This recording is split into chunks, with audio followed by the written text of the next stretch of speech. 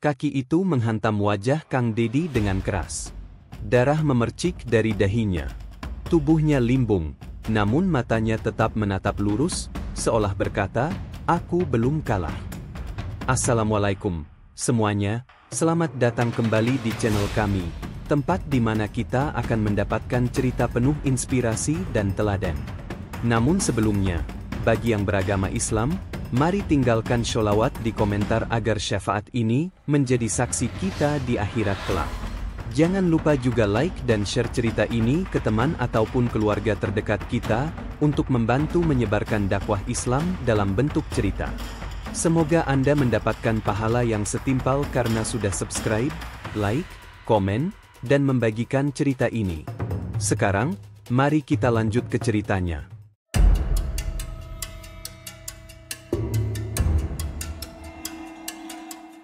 Langit sore itu mendung.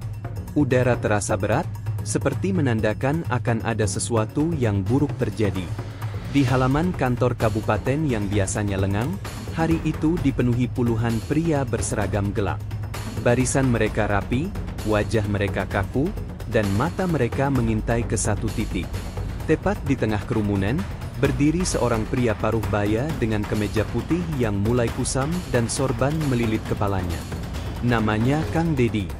Warga mengenalnya sebagai orang yang jujur, sopan, dan selalu membela rakyat kecil. Seorang tokoh masyarakat yang tak pernah takut bersuara, walau seringkali suaranya membuat telinga para pejabat panas.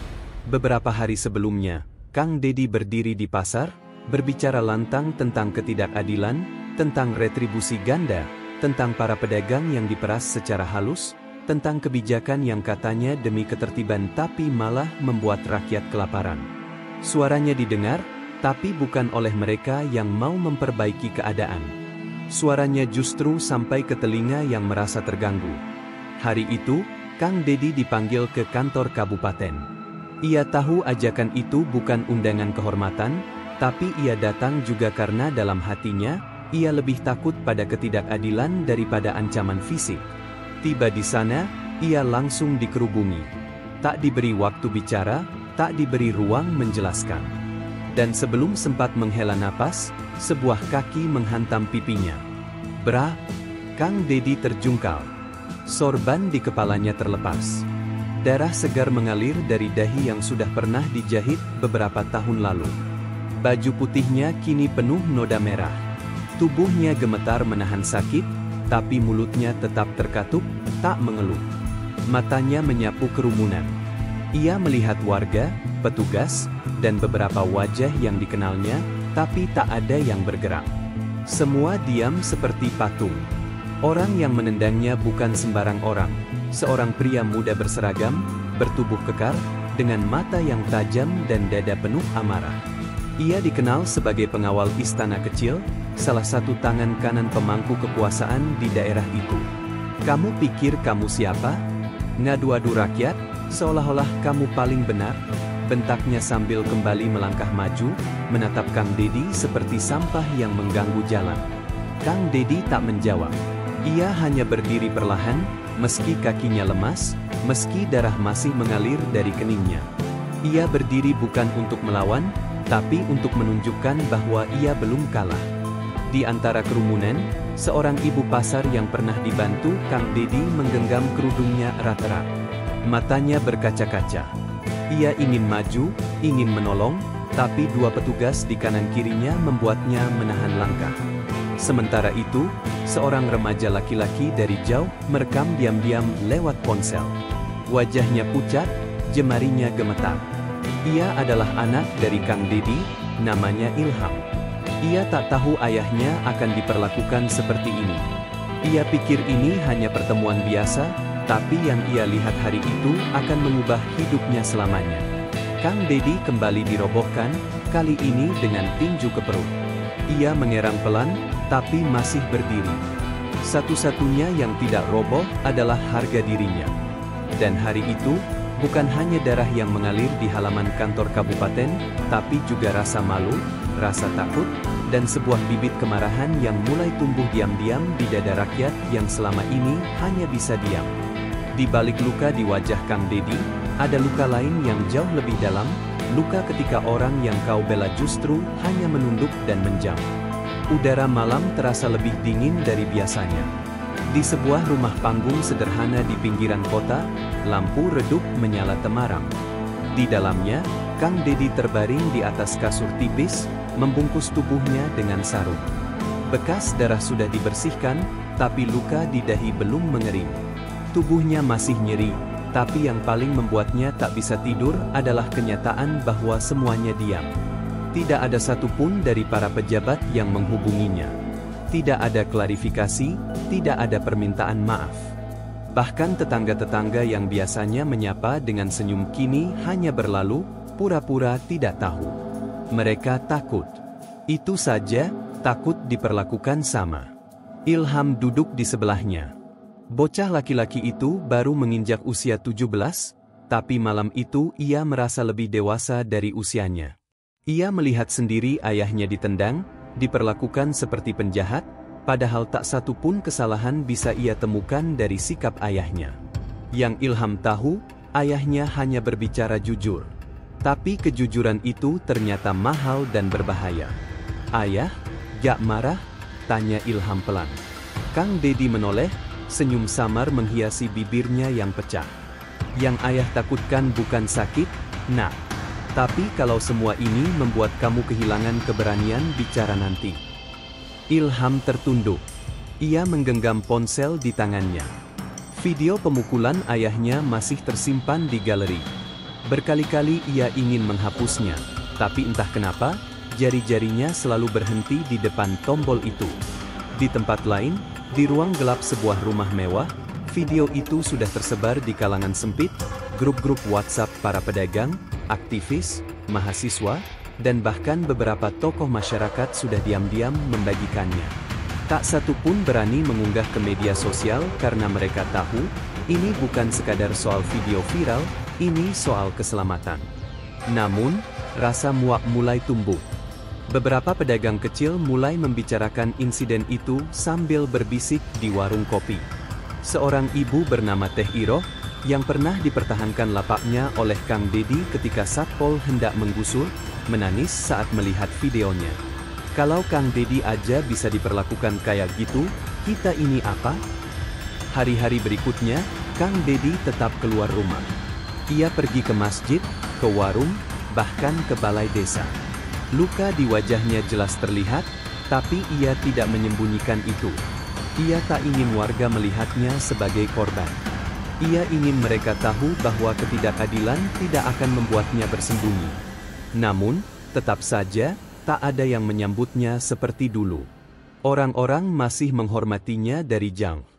Ada yang sekadar menunduk, ada yang membelokkan jalan, bahkan beberapa perangkat desa menghindar jika ia datang ke kantor kelurahan.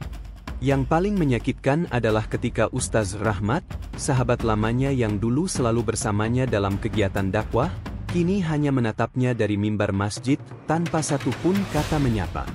Ada tekanan dari atas. "Kang Ana juga punya anak istri," ucapnya pelan ketika akhirnya mereka bicara di lorong belakang masjid. Kang Dedi tak membalas. Ia hanya tersenyum dan menepuk bahu sahabatnya. Ia tahu, tidak semua orang siap menerima risiko. Namun, dalam diamnya, Kang Dedi mulai menulis.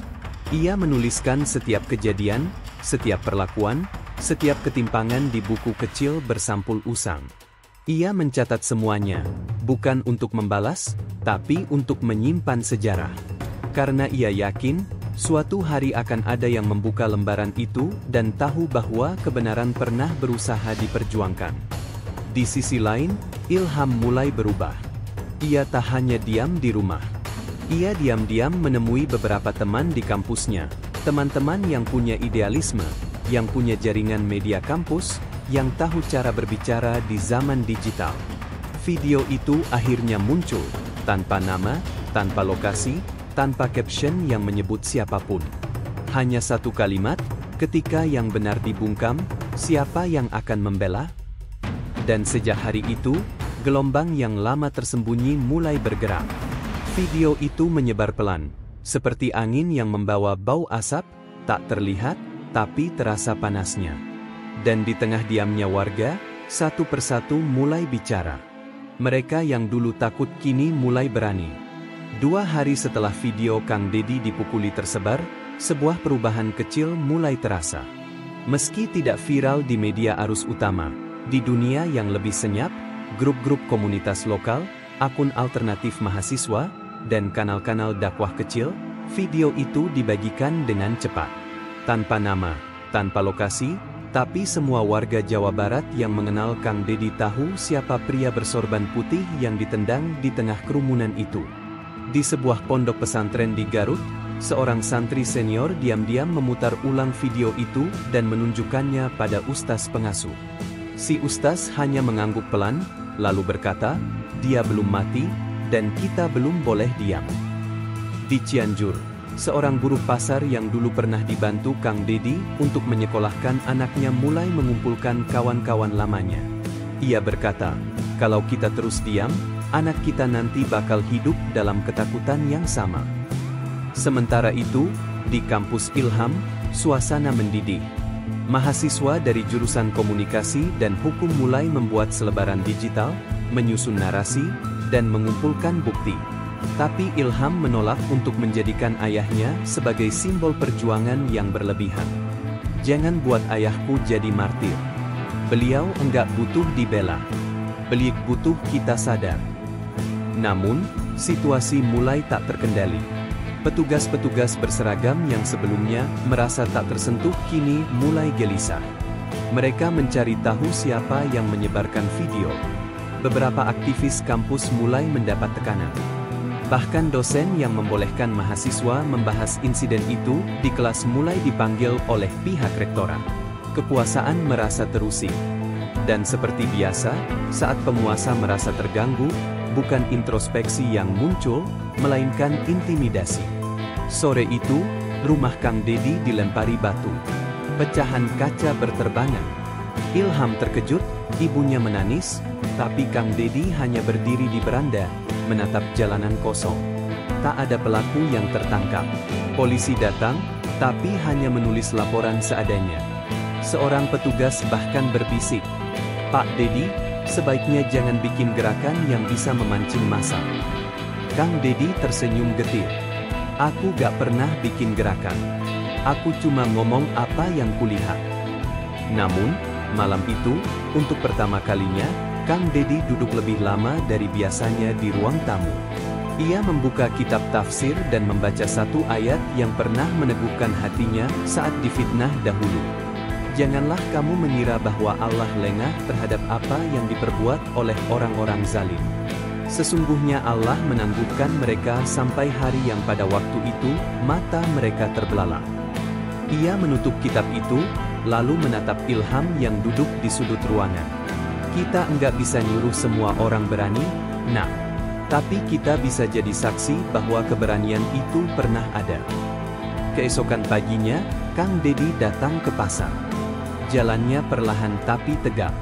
Ia menyapa satu persatu pedagang. Ada yang pura-pura sibuk, ada yang memeluknya sambil menangis, ada pula yang hanya memberi isyarat lewat anggukan. Tapi ketika ia sampai di ujung pasar, sebuah kejutan kecil menantinya. Di sebuah dinding kosong yang biasa dipakai untuk menempelkan harga-harga sayur, terpampang sebuah poster kertas sederhana. Tulisan tangannya miring, tinta spidol hitam. "Kami bersama Kang Deddy." Awalnya hanya satu. Tapi 3 hari kemudian, poster itu muncul di 5 pasar lainnya. Dan itulah awal dari bara yang perlahan menyala. Kang Deddy tak mengangkat senjata, tak membakar bendera, tapi keberadaannya kini mulai mengganggu banyak pihak. Terkadang, yang paling menyakitkan bukan datang dari musuh, tapi dari orang yang pernah kau percaya, pernah kau doakan, pernah kau bantu tanpa pamrih. Suara sepeda motor berhenti di depan rumah Kang Deddy. Langkah-langkah cepat terdengar di halaman. Ilham keluar, menduga itu kiriman dari relawan kampus. Tapi yang muncul justru Pak Darman, mantan ketua RT yang dulu selalu berdampingan dengan Kang Deddy dalam aksi-aksi sosial. Wajah Pak Darman tegang. Tangan kirinya menggenggam amplop coklat, sementara tangan kanannya bergetar pelan. "Aku minta maaf, Kang," katanya tanpa menatap. Kang Dedi tak menjawab. Ia hanya memberi isyarat agar Pak Darman masuk. Di dalam ruang tamu, suasana mendadak dingin. "Ada apa?" tanya Ilham, melihat tatapan ayahnya mengeras. Pak Darman membuka amplop itu. Isinya, surat perintah dan proposal dana pembangunan fiktif yang mencatut nama Kang Dedi sebagai inisiator. Di bagian bawah, ada tanda tangan palsu yang seolah-olah berasal dari Kang Dedi sendiri.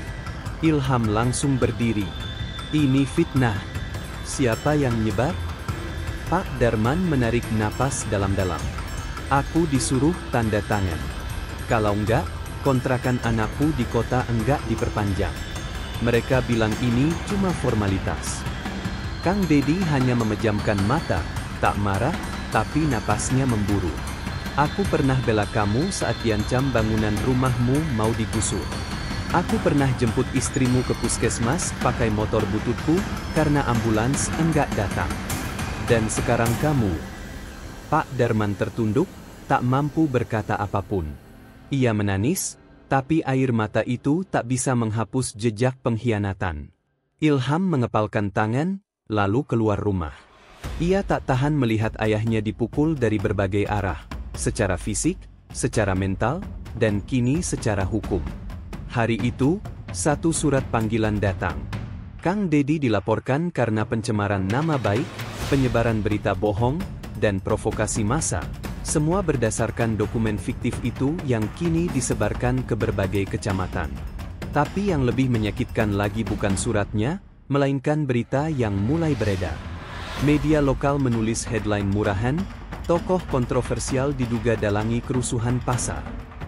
Media nasional tak mengangkatnya, tapi media buzzer yang dikendalikan elit lokal mulai menyebarkan narasi kotor, bahwa Kang Dedi bukan korban tapi dalang, bahwa ia hanya cari panggung, bahwa ia bermain dengan oposisi. Dan yang membuat Ilham makin geram adalah ketika beberapa orang yang dulu jadi murid ayahnya ikut membenarkan narasi itu, demi jabatan di kelurahan. Kang Dedi diam. Tapi diamnya bukan karena menyerah. Diamnya adalah bentuk luka yang terlalu dalam untuk diucapkan. Ia hanya duduk di depan musala kecil dekat rumah, menatap langit, sesekali menulis di buku usangnya. Hari berganti. Surat panggilan bertambah. Surat tanahnya yang dulu belum bersertifikat tiba-tiba dipermasalahkan. Warung kecil milik istrinya ditegur karena dianggap melanggar batas jalan. Semua datang bertubi-tubi. Tapi di tengah itu semua, sebuah surat datang dari Jakarta. Tertulis tangan, tanpa kop surat, hanya sepenggal kalimat dari seseorang yang tak disebutkan namanya. "Kami melihat. Kami mendengar. Bertahanlah." Ilham membacanya berulang kali. Dan untuk pertama kalinya, ia sadar, ayahnya sedang menghadapi badai besar. Tapi diam-diam, badai itu mulai menarik perhatian dari luar desa, dari orang-orang yang selama ini menunggu momen untuk menunjukkan bahwa kebenaran tidak akan selamanya bisa dikubur. Ada batas untuk kesabaran. Dan ketika batas itu dilampaui, suara-suara kecil mulai bersatu, bukan dengan teriakan, tapi dengan langkah, dengan keberanian, dengan keteguhan hati. Hari Jumat itu, cuacanya aneh. Langit seperti menahan hujan tapi tak jadi turun. Awan menggantung kelabu. Dan di tengah suasana yang sunyi itu, Kang Dedi berjalan menuju masjid besar di pusat kota, meski tahu ada puluhan mata yang mengintai langkahnya. Di dalam masjid, ia duduk di saf belakang. Wajahnya masih menyimpan luka samar. Tapi orang-orang di sekelilingnya mulai berubah. Jika dulu mereka pura-pura tak melihat, kini beberapa di antaranya diam-diam mendekat. Ada yang menyalaminya, ada yang menunduk lebih dalam dari biasanya, dan ada pula yang menggenggam tangannya erat, hanya untuk menunjukkan bahwa mereka belum lupa. Salah satu di antara mereka adalah Teh Iroh, ibu pedagang sayur yang biasanya duduk di depan masjid sambil menjajakan rempeyek. Ia menghampiri Kang Dedi usai salat, membawa sebungkus nasi timbel. "Untuk Akang. Maaf, cuma ini yang Teh bisa bantu." Kang Dedi menerima dengan senyum. Tapi jauh di dalam dadanya, ia menahan air mata. bukan karena nasi itu, tapi karena maknanya. Karena di saat semua menjauh, ada satu tangan rakyat kecil yang justru mendekat. Sementara itu, Ilham bersama rekan-rekannya di kampus telah menyusun rencana. Mereka tak akan diam lagi. Dengan jaringan mahasiswa dari beberapa kota, mereka mulai membangun dokumentasi visual, wawancara para pedagang yang pernah dibantu Kang Dedi, rekaman kegiatan sosial yang pernah ia lakukan, dan juga pernyataan dari tokoh-tokoh masyarakat yang masih punya nurani. Video berdurasi 13 menit itu diberi judul sederhana, "Kenapa Kami Percaya Pada Kang Dedi?" Dalam waktu 2 hari, video itu menyebar, tanpa sponsor, tanpa dukungan media besar. Tapi komentar demi komentar mengalir deras. "Kami kenal beliau. Dulu beliau bantu bangun musala kami tanpa minta speser pun. Saya dulu dibantu saat anak saya demam dan gak ada yang mau antar ke klinik. Kalau orang seperti beliau dianggap provokator, berarti kita sudah gila." Komentar demi komentar itu menjadi suara yang menggema. Dan ketika massa mulai bersuara, penguasa mulai panik. Aparat mendatangi rumah Kang Dedi lagi, kali ini lebih rapi, lebih sopan, tapi wajah-wajah mereka tidak bisa menyembunyikan tekanan. "Mohon bantuannya, Pak Dedi. Jangan buat warga resah. Kita bisa bicarakan baik-baik. Jangan biarkan suasana makin panas." Kang Dedi hanya menjawab singkat, "Suasana bukan karena saya, tapi karena kalian terlalu lama diam."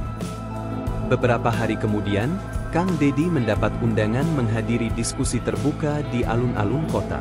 Tema acaranya terdengar netral, membangun komunikasi antara warga dan pemerintah. Tapi semua tahu, itu bukan sekadar diskusi. Itu panggung. Panggung untuk menjatuhkan. Dan saat hari itu tiba, ribuan orang datang, bukan karena ingin menyaksikan adu bicara, tapi karena mereka ingin tahu apakah Kang Dedi masih bisa berdiri setelah semua ini. Di panggung, ada 5 kursi. 4 di antaranya diisi pejabat, akademisi, dan perwakilan aparat. Dan di kursi paling ujung, duduk Kang Dedi dengan pakaian putihnya yang biasa, tanpa gelar, tanpa backing. Seorang pembawa acara memulai diskusi dengan nada dingin. Isinya tentang ketertiban, tentang stabilitas, tentang bagaimana oknum tertentu telah memprovokasi masyarakat dengan narasi yang berlebihan. Tapi saat giliran Kang Dedi bicara, seluruh alun-alun senyap. Ia berdiri pelan, lalu berkata, "Saya tidak pernah mengajarkan orang untuk melawan. Saya hanya bilang, jangan takut untuk bicara." Lalu ia diam. Dan saat itulah, dari tengah kerumunan, seseorang berteriak, "Kami bersama Kang Dedi." Diikuti satu suara lain. Lalu 5. Lalu puluhan. Lalu ratusan. Teriakan itu menggema, bukan karena dikoordinasi, bukan karena dibayar, tapi karena terlalu lama ditahan. Karena ketika rakyat merasa punya satu orang yang masih berani bicara, maka diam bukan lagi pilihan. Ketika kekuasaan menekan dan rakyat bangkit, bukan pertumpahan darah yang lahir, tapi kebenaran yang perlahan muncul dari balik debu ketakutan. Hari itu, hujan turun deras. Alun-alun kota yang sebelumnya penuh massa kini kembali sepi. Tapi jejaknya tak hilang. Poster-poster bertuliskan, "Kami bersama Kang Dedi," masih tertempel di tiang listrik, di pintu warung, di kaca angkot. Setelah peristiwa panggung alun-alun, banyak yang berubah. Para penguasa yang sebelumnya merasa angkuh kini mulai mundur pelan-pelan. Beberapa pejabat memberikan pernyataan terbuka bahwa proses komunikasi dengan warga harus diperbaiki. Ada yang bahkan mendadak mendukung gerakan sosial Kang Dedi, seolah-olah mereka tak pernah jadi lawan. Kang Dedi tak menanggapi. Ia tetap seperti biasanya, pulang ke rumah, membantu warga memperbaiki musala, ikut gotong royong memperbaiki jembatan kecil yang tergerus hujan. Tapi diam-diam, sebuah surat resmi dari pusat datang. Isinya adalah undangan untuk menjadi narasumber dalam rapat khusus Kementerian Dalam Negeri tentang partisipasi masyarakat dalam pembangunan desa. Ilham membacanya dengan mata berbinar. Yah, ini bukan undangan biasa. Kang Dedi hanya tersenyum. Undangan hanyalah kertas. Yang penting, siapa yang mau mendengar. Namun, berita itu cepat menyebar. Media yang sebelumnya diam kini menyorot Kang Deddy sebagai simbol kebangkitan warga lokal. Wartawan berdatangan. Tawaran wawancara datang bertubi-tubi. Tapi Kang Deddy hanya menerima satu, bukan dari media besar, tapi dari seorang mahasiswa jurnalistik yang datang ke rumah, membawa kamera kecil dan buku catatan lusuh. Ayah bilang, cerita sebaiknya ditulis oleh orang yang paham rasanya, kata Ilham saat mengantar mahasiswa itu ke teras. Dan dari situlah, kisah Kang Deddy benar-benar menyebar, bukan lewat framing, bukan lewat headline, tapi lewat kesaksian tentang seorang pria yang tak melawan dengan kekerasan, tapi dengan keteguhan. Yang tak menghasut, tapi mengingatkan.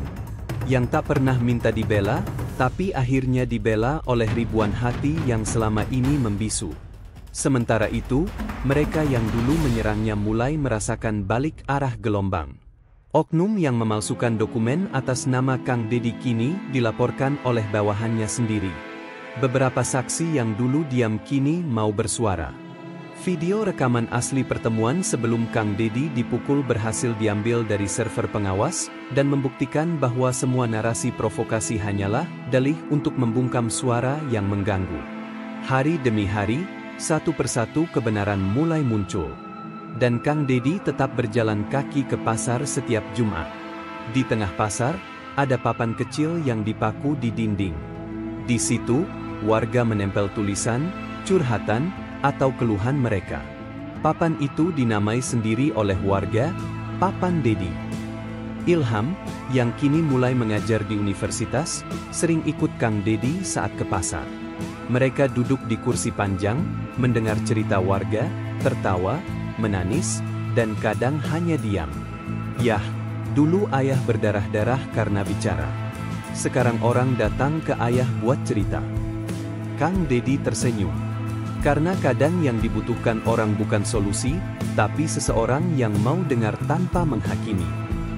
Dan di balik papan tua itu, di antara tumpukan sayur dan asap soto, ada satu hal yang terus hidup. Bukan hanya nama Kang Deddy, tapi keberanian untuk tetap manusia meski dipukul, dihina, dan ditendang. Karena selama keadilan masih ada di hati rakyat, maka tak ada yang benar-benar bisa dikalahkan.